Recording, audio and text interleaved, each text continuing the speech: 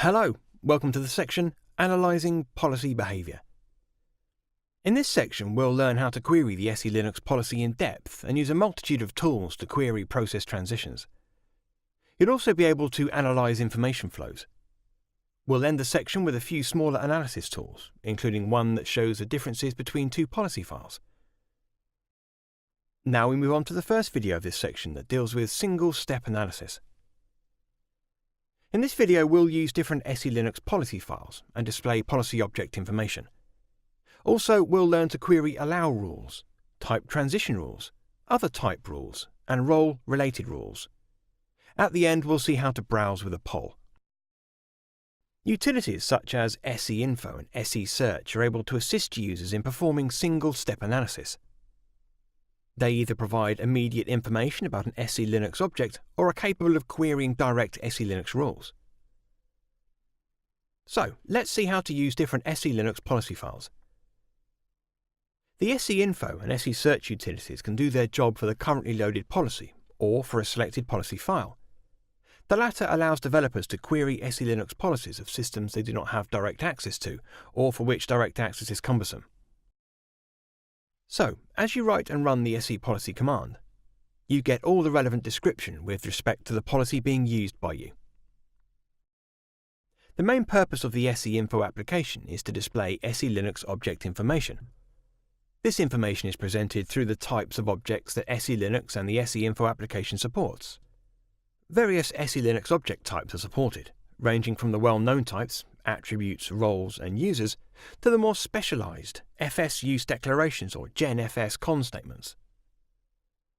Regardless of the object type that the user is interested in, SEInfo has three main modus operandi. In the first mode, it lists the objects of a given type. For this, only the option has to be passed on, without additional information. For instance, to list all object classes available in the policy, you'd use the command SEInfo --class. Here we have 94 object classes. In the second mode, it can confirm or deny the presence of an object's instance. To accomplish this, add the instance name to the command. For instance, to validate whether the memprotect class is available in the policy, use the command SEInfo -xc memprotect. Sadly, if the given instance is not available, it's only shown as part of the output. The return code of the application is the same regardless of whether the instance has been found or not. This makes it less interesting to use in scripts where the use of grep is recommended. So, let's try the SEInfo with grep. Oops, we missed something. We need to add a space within the brackets. Let's do it again. Done.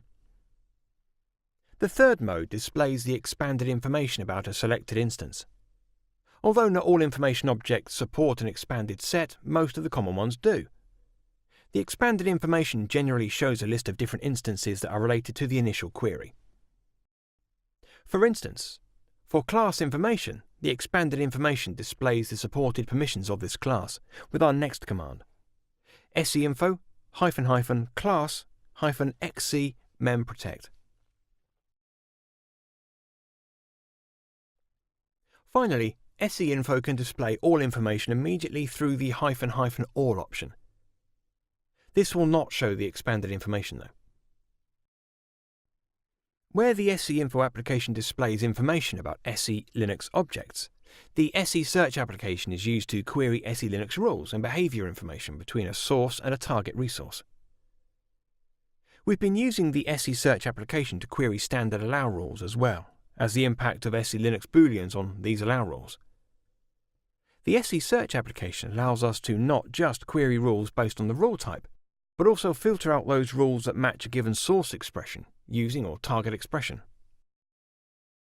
Now let's move on to learn about querying allow rules. The first set of rules are the allow rules, which provide type enforcement to allow a source domain to take a type of action against a target resource, assuming the resource class matches. Type the command SESearch --allow -sguest _t-tc group t-cdir. Press enter. It may take some time to load. So here's what you'll get when you run this command. Related to the allow rules are the audit allow rules and don't audit rules. A second set of rules are type transition rules. These show how actions such as creating new files, directories, or even processes result in a change in security context. A very common analysis done here is to see which type transitions occur that result in different domain. Let's type the command SESearch -t-s guest t-c process. In this output, we can see that even the guest domain has a number of rules that allow transitioning into different domains. This kind of analysis will be used later too when we look at domain transition analysis. After the transition rules, there are two other transition-related rules that are a part of the SELinux policy, but are not enforced through the operation itself, but through an SELinux aware application which queries these rules. The first rule is the type change rule, which tells the SELinux aware application that when it's asked to relabel a certain resource or target for a given domain or the source, then the relabeling operation should result in the given type. This is used when a resource is created first by another domain, or we could say the parent, after which it's handed over to the source domain. In this case, the parent domain will invoke SELinux functions to ensure that the generated resource gets the right context. To query it using the SESearch application, use the --type_change option. You can observe the output for the guest T user. The second rule is the type member rule, which is used for poly-instantiated resources. Here again, the parent application that initiates the poly-instantiation is SELinux aware, and will call the necessary SELinux functions to ensure that the instantiated resource gets the right context. To query it using the SESearch application, use the --type_member option. And here's the output for the type member option. The previous set of rules was strictly related to types. However, SELinux also has rules related to role activities. With the SESearch application, we can query which roles are allowed to be accessed from other roles, and when a role transition, such as switching from a user role to the system role, is performed. The --role_allow option shows the allowed rules. Let's use it. And here's what you'll get on running this command. Now, with --role_trans, we can see when an automatic transition takes place. Type SESearch --role_trans-s web admr. So you can see that it displays the role transition. Analyzing role transitions and role allow rules helps administrators deduce when roles are powerful or could result in potential security issues. For instance, having the web admr role be able to switch to the system R role through the httpd init-rc exec t type might allow that role to invoke actions outside its scope if it has the rights to modify httpd init-rc exec t resources. According to the next query, which we're going to run next, this does not seem to be the case. Let's type the command SESearch -sweb adm t -t httpd init rc exec t capital A. Here's the output for this command. However, it's not sufficient to just look at the main user type. A decent analysis would need to include all types that are reachable by the web admr role. This in-depth multi-step analysis is a subject of the coming part in this video. So, a decent tool to perform policy analysis is apol, offered through the SE Tools package. The apol tool is a graphical in nature and allows analysts and administrators to perform a wealth of analytical actions against the SELinux policy. Let's start apol by typing apol in the Fedora terminal. It will open the apol GUI window.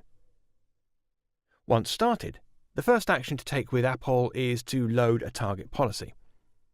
This can be accomplished through the Open Policy button, which you can find in the File menu. Now, to load it, click on Other Locations and select the preferable directories one after the other, as I do it here.